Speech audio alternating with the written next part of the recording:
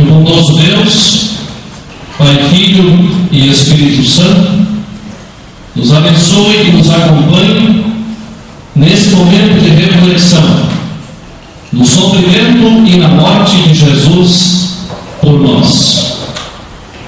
Amém. Pode sentar.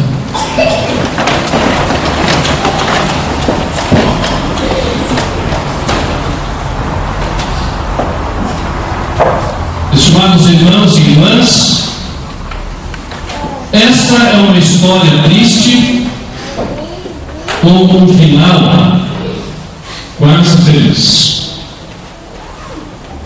É uma típica tarde de sexta-feira e tu estás caminhando em direção à tua casa.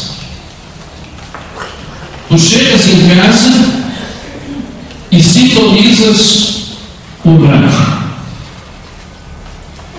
O noticiário está falando de coisas de pouca importância. Numa cidadezinha distante, morreram 3 pessoas de uma gripe até então desconhecida. Tu não prestas muita atenção ao tal acontecimento. Na segunda-feira, quando tu acordas, tu escutas que já não são 3, mas 30.000 as pessoas mortas pela tal gripe na China. O grupo do controle de doenças do Conselho Mundial de Saúde foi investigar o caso.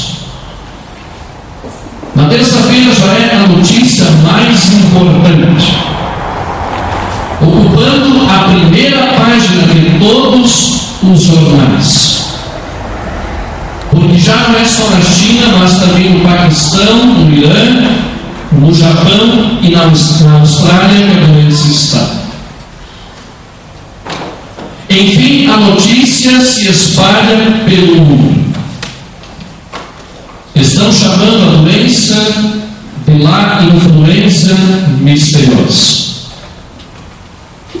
E todos se perguntam: o que faremos?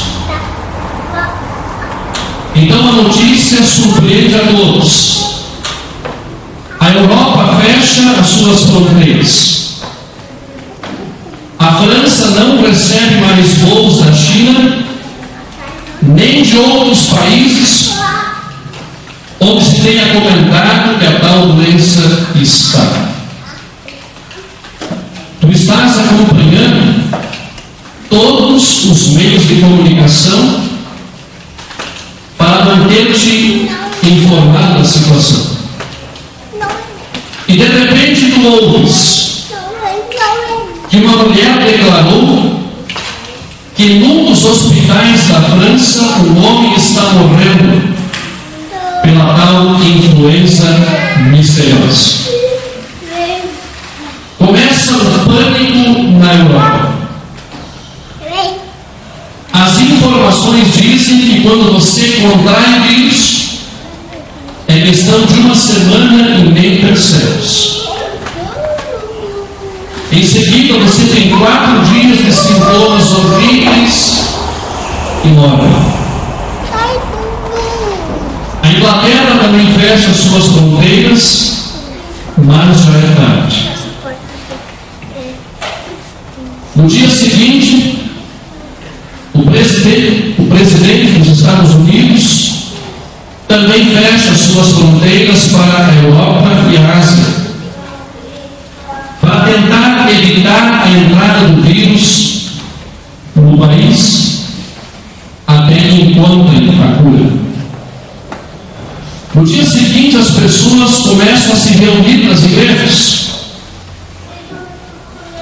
começam a orar pedindo a descoberta da cura,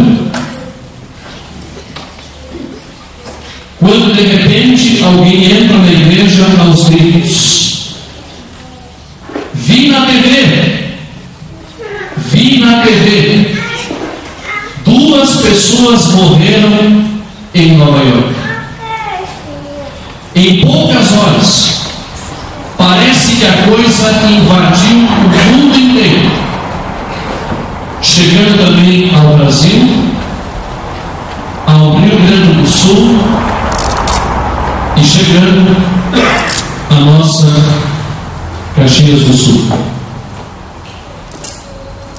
Os pesquisadores continuam trabalhando na descoberta de um antídoto, de um remédio, mas nada funciona.